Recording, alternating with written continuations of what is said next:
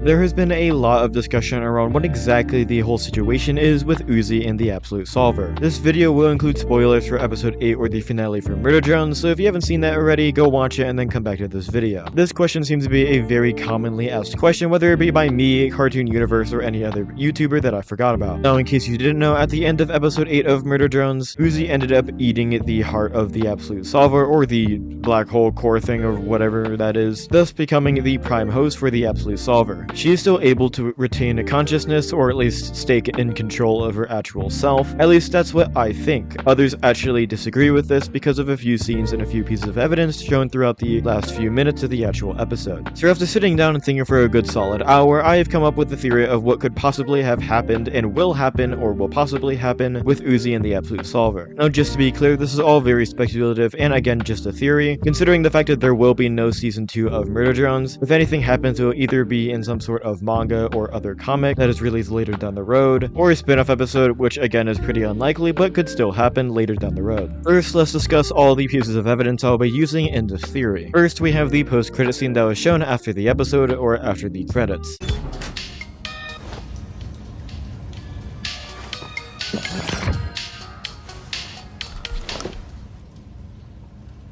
You look great. Have you considered a bow, though? Now, there are two pieces of evidence in this post-credit scene, one of them being that Sin is still alive and inside of Uzi's body. The second piece of evidence is when she looks at this mirror, which is cracked, meaning that her Absolute Solver is still tracking mirrors. There's also a small glitch where it shows the cameras, or Eldritch cameras, we got to see in episode 2 in place of Uzi. The next piece of evidence is this drawing she shows while she's giving her final presentation towards the end of the episode. This drawing clearly shows that the Absolute Solver is not quote-unquote solved, meaning that they are probably trying to figure out a plan to kill all the other drones. There's also all this code and text going on screen really fast during this scene, which I wasn't able to make out anything, so if any of y'all are able to find anything, I would appreciate you telling me in the comments or even making your own video about it. Now, this evidence has been most commonly used in videos that at least I have seen, along with the evidence I will be mostly using in this video. Before we actually get into the idea of this theory, let me just clarify one thing, and that's with the Absolute Solver and Sin. We are first introduced to the Absolute Solver / Sin in episode 5, which, you know, not the best episode, along with not being the most straightforward, but I'm not going to get into an entire summary of what episode 5 was. Now, the theory that Cartoon Universe has devised is that the Absolute Solver is some sort of base AI code that is filtered through some sort of worker OS, so it can perform different tasks, whether that be making or disassembling different robots, or being a waiter or something. Now, apparently there is a very small chance that this base AI is just able to run without any OS, which does eventually start happening with the host Sin. Now, Sin was most likely a damaged worker drone, whether it be damaged by one of the humans or just damaged in general, and then discarded into the gigantic pile we got to see in episode 5. Now, Sin, or the worker drone, was able to boot up without its base OS, or worker drone OS, causing the Absolute Solver to be able to run without any OS to filter through. We also know this can happen because of the training tape that plays at the beginning of episode 5. Now, all of this is just Cartoon Universe's theory, which I personally think is correct. I mean, has Cartoon Universe been right about everything?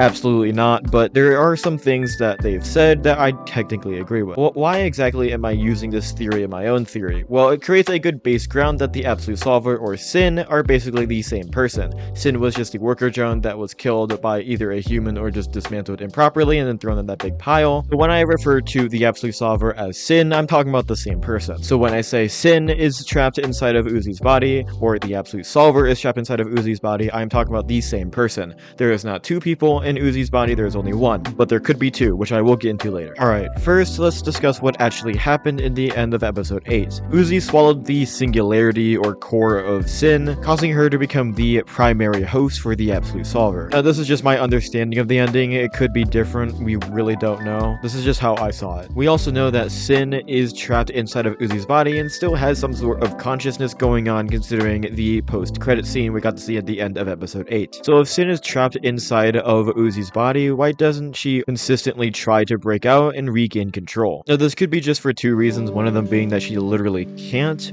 and Uzi is the primary host of her own body, obviously, causing Sin to just take a back seat. But personally, I think it's for the second reason, and that is that she doesn't want to break out.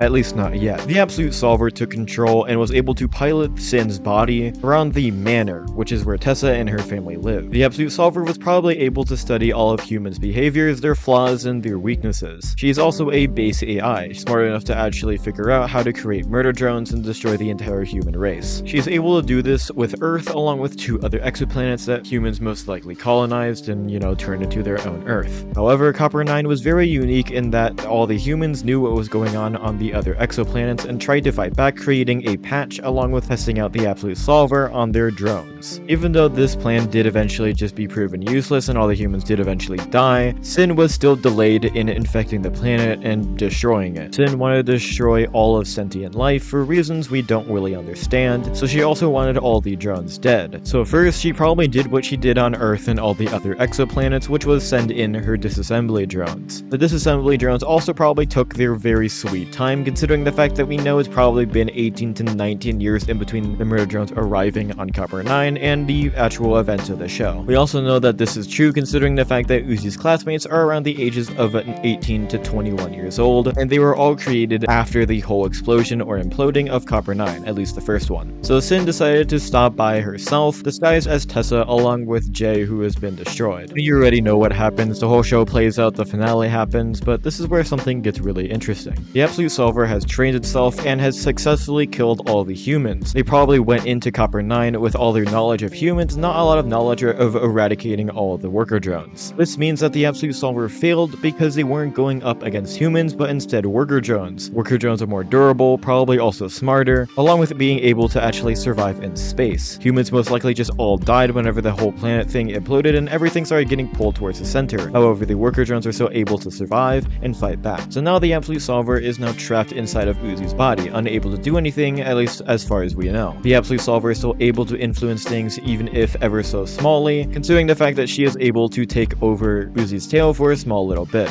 along with somehow influence her drawings, considering the fact that Uzi would probably not draw this. So again, why is she not doing anything? Why isn't she trying to actively try to get out of Uzi's control and just start from square one and kill all the worker drones? Well, I think it's because that she's trying to study the behaviors and actions of the worker drones. We remind you that she grew up with humans along with destroyed 3 planets full of them and was probably able to easily predict what they would do next. However, worker drones she probably didn't have a lot of experience fighting with, so that made them unpredictable and she didn't really know what they were going to do next. So the Absolute Solver chooses to stay silent in Uzi's body, only studying the worker drones so that later, when she's ready and has a plan, she's able to break out of Uzi's control and actually be able to predict the worker drones' actions and fully destroy all sentient life in the universe. To summarize everything I just said, the Absolute Solver lost for many reasons, one of them being that she wasn't able to predict or know what the worker drones or disassembly drones would do outside of her control. Now, I guess there's no real way to see whether this theory is actually correct unless there's more murder drones content, and there's definitely not going to be a season 2 considering the fact that episode 8 was said to be the series finale. Then again, there were some funny hints that there could be a manga of murder drones, which I would love to see and would definitely make videos on,